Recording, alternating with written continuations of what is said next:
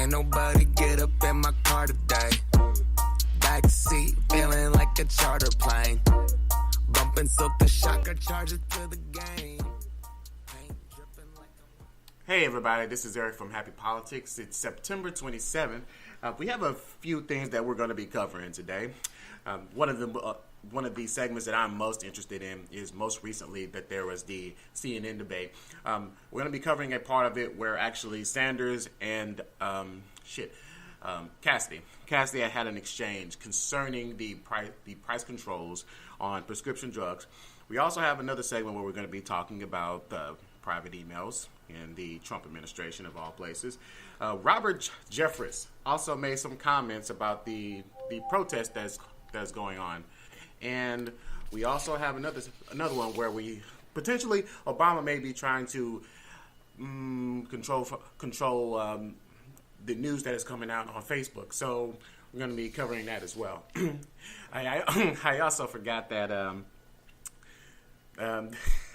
there's another segment we're going to be covering on let's say it's witches, and this is actual news. So a few days ago, Fox News, I think it's Tucker Carlson, had brought on a person to actually attest for her ability to be able to cast spells on Donald Trump. Now, she claims that because of this, he's not able to pass legislation. But you know what? I would just let you guys hear it, and then we'll get some commentary after the fact. Predictable. President Trump doesn't always do what people expect him to do, or even what his supporters want him to do. Is he being unpredictable? Or could there be another cause, perhaps a magical one? Amanda Yates Garcia is the Oracle of Los Angeles. She says she's a witch, tarot card reader, spellcaster, energy healer, intuitive medium, shamanic practitioner, and magical life coach. Last night she helped cast a so-called binding spell on our president to prevent him from causing harm to others. We've asked many witches to come on this program, but only Amanda Yates Garcia was brave enough to accept our invitation. She joins us tonight from Los Angeles. Amanda, thank you for coming on tonight. I just had a panic communication, the commercial break, with one of my producers, Alex, who said, be nice to her. I don't want to spell on me. So I hope that you'll pull back on your powers and spare our staff. What does this mean exactly, that you cast a binding spell on the president? Binding spells are like any other spell, so they're a symbolic action used to harness the powers of the imagination and achieve a tangible result. No, I'm not. I'm sorry, guys. I'm just. I'm not entertaining this. Just first of all, Tucker Carlson was talking about we try to bring on many witches. Oh my gosh, are you so serious right now? Like you guys made a live segment where somebody greenlit this shit and said, "Hey, you know what? Let's go ahead and bring on the witch."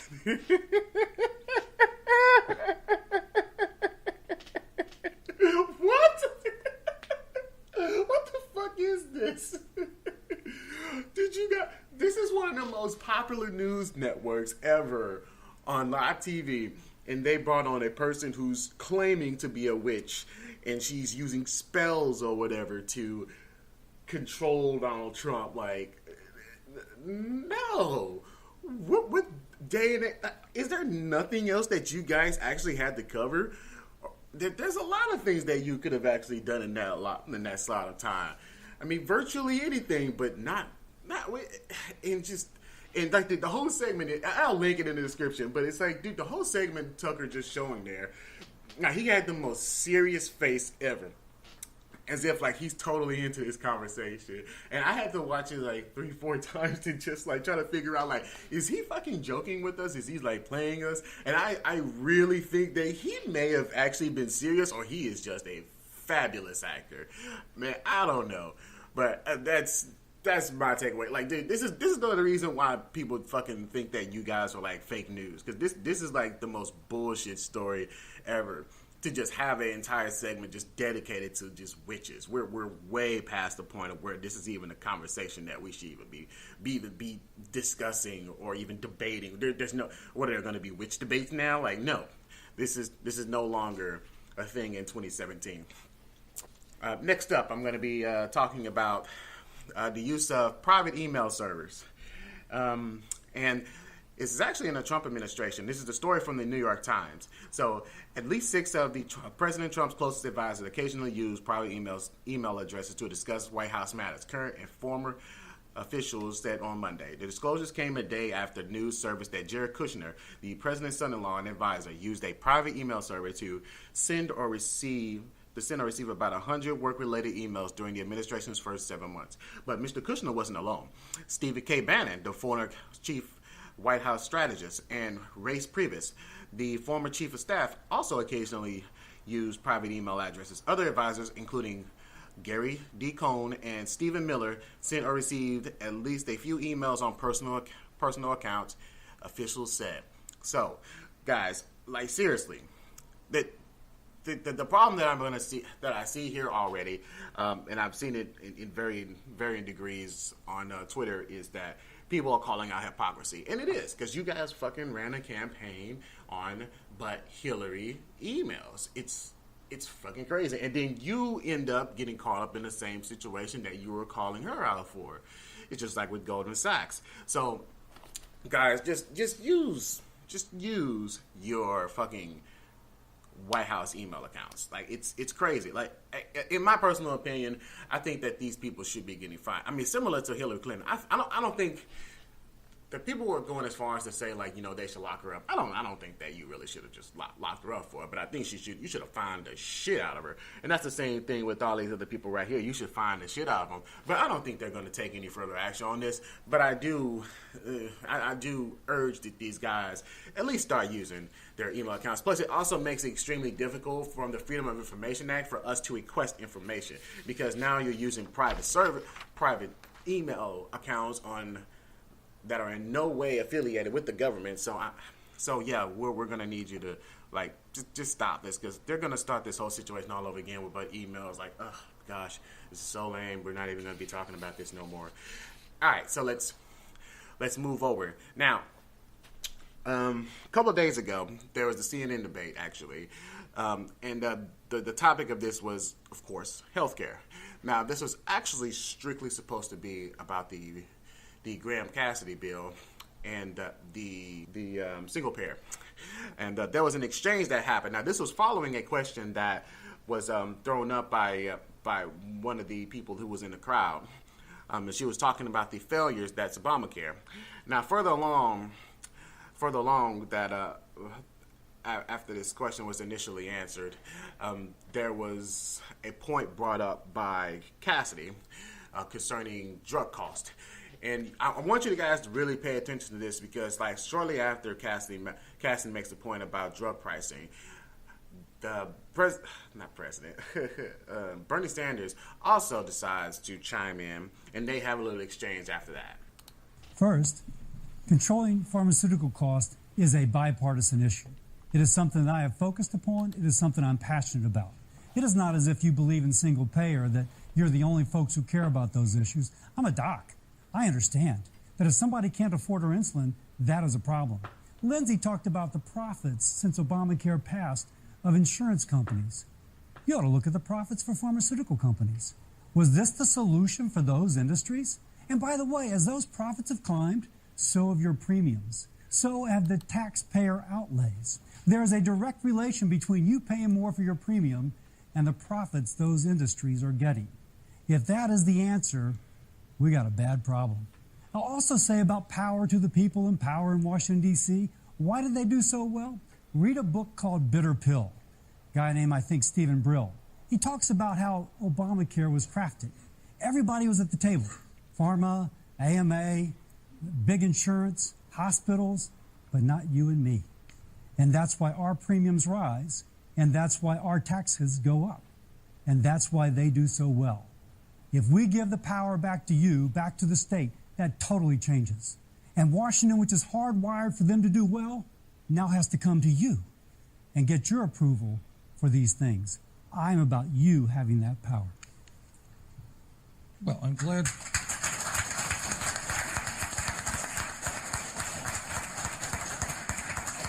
I am glad to hear that Senator Cassidy is concerned about the high cost of prescription drugs, because you're quite right. Last year, the 5 major pharmaceutical industries made $50 billion in profit. You got CEOs in the pharmaceutical industry who make millions and millions and millions of dollars in compensation, and 1 out of 5 Americans cannot afford the medicine they need. Are you going to join me in saying that Medicare should negotiate drug prices with the pharmaceutical industry, which is what every other major country on earth does? Are you going to join me in saying that pharmacists should be able to get the same exact medicine in Canada or abroad at a fraction of the price they have to pay for in this country? Are you on board that legislation? I've heard Bernie say in a VA committee hearing that if we can't afford a medicine, the government should just take over the intellectual property. It should commandeer the manufacturing plants, the distribution chain. It should become the pharmaceutical company. Lindsey Graham is right. Bernie's the most honest person in the Senate. He's a socialist, and he believes it. And he believes that the creativity of the pharmaceutical industry is not important. Oh, we can take that, but where will the cure for Alzheimer's come from? If now when there's a cure, the pharmaceutical company knows that their profit will be commandeered. I can tell you, it's a cheap fix to commandeer. And the price is tremendous. There won't be that cure for Alzheimer's. There won't be that cure for cancer. There won't be because there was a short-term grab. There are solutions, but it is not socialism. You know, do you think negotiating drug prices through Medicare, which purchases huge amounts of money, is a bad thing? You think it is wrong for pharmacists to be able to buy cheaper medicine, same exact brands, from Canada? Are you going to come on board that legislation? I don't know what you're really talking about taking over drug companies. What we want to do is lower the outrageously high prices in this country. I've given you 2 approaches that can work: reimportation, Medicare negotiating. Are you on board? Reimportation does not work. Canada has 10% of the population of the United States. You could take the entirety of Canada, shake it like a piggy bank, and all the drugs would come out, and it still wouldn't be enough for us all. So did you guys witness that? That was like the biggest dodge out of hell. Man, I'm thinking to myself, and I had to watch that like a few times to just like understand like what the hell is this nigga even talking about? Because he's going along talking about intellectual property. And you know what? Just to throw that nigga up on, I was like, you know what? Let me go and let me just search it, and it was absolutely nowhere. I could not find any reference to whatever he was claiming to quote. So when he was talking about, oh yeah, I was quoting you, I'd have been like, yeah, you know what? You are quoting. No, you ain't quoting me. You quoting yourself, bitch. So in other words, you fucking making that shit up.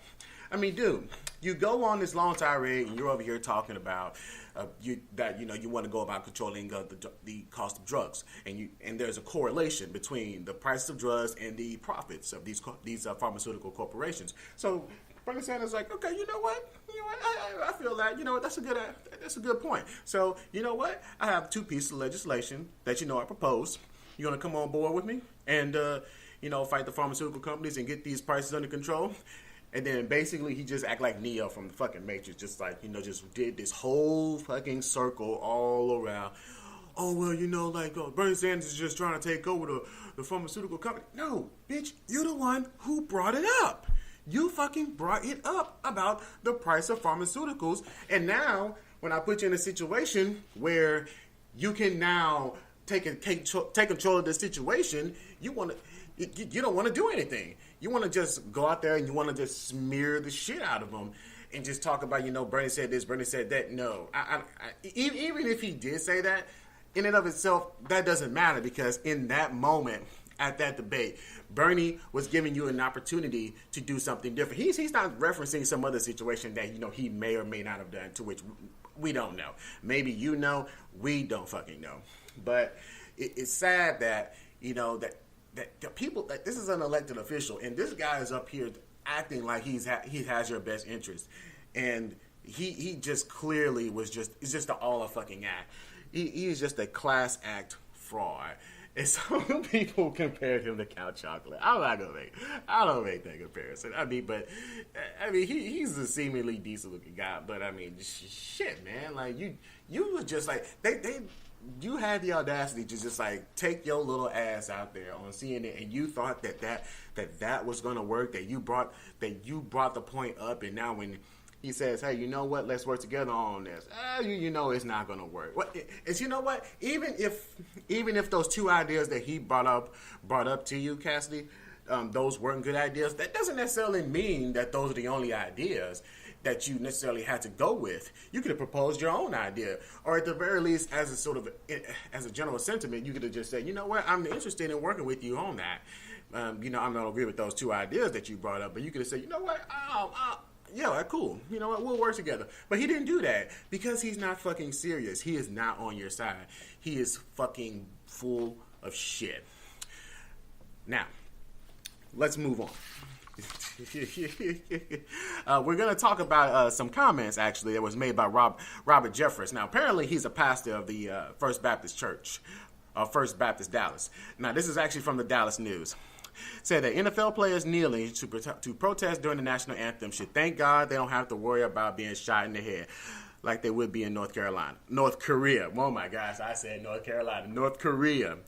Now, apparently, Jeffrey is an advisor of the President Donald Trump, and he made this comment during an appearance in the Fox and News show, where the host and guest tend to be friends of the Trump administration. Okay, so some people took away from those comments a little bit differently than what I took away from it. Some people would say that that's just a bad argument. That's not going to convince anybody. It wasn't even necessarily that it was even a bad argument. If I rephrase it in a different way and I sort of changed my mannerisms on it, it sort of came off like a really thinly veiled threat. Like, you better be glad that your ass don't live in North Korea, because I would fucking take your ass out myself. Like, that is what I took away from it. Like, dude, did you just like you're a pastor and you thought that actually made sense to really say that out loud? That's I don't know what to say about that. Like, dude, this dude just like sort of roundabout it, sort of threatened people by saying, "Yeah, you better be glad, motherfucker. Yeah, you're not in fucking North Korea because you'll be shot." I mean, dude, like what the fuck? Like, so what? So what if we don't live in North Korea? We're not North Korea. We don't. I mean, I care, but that's not a good comparison to really make up to make people say like, "Oh yeah, you know what? I should do it. I should be more appreciative." No. It's not gonna work. And this whole idea of you thinking that, you would get shot if you were nigga, shut your ass up. What you gonna do? Are you trying to say that you would be the one to shoot us and you would be totally okay with that? Because I didn't hear no condemnation out of that whenever I heard that clip. But whatever. I mean, these people put this guy up on a pedestal as if he's like somebody to really, really talk about, but he's a fucking nobody. And I would caution people to just don't follow some of these people lightly. In fact, you should probably question pretty much everybody. But that's me. But that's my advice to you guys. Now let's move on next to a story that was in the Washington Post. Now this is actually concerning President Obama in an exchange that he had with Mark Zuckerberg. Now, as it reads, 9 days after Facebook Incorporated chief executive Mark Zuckerberg dismissed as crazy the idea that fake news on his company's social media network played a key role in the U.S. November's election, then President Obama pulled aside the youth tech billionaire and delivered what he hoped to be a wake-up call. For months leading up to the vote, Obama and his top aides quietly agonized over how to respond to Russia's brazen interventions on behalf of Donald Trump's campaign without making matters worse. Weeks after Trump's surprise victory, some of Obama's aides looked back with regret and wished they had done more. Huddled in a private room on the sidelines of a meeting of world leaders in Lima, Peru, and 2 months before Trump's inauguration, Obama made a personal appeal to Zuckerberg to take the threat of fake news and the disinformation seriously. Unless Facebook and the government did want to address the threat, Obama warned, it would only get worse in the next presidential race.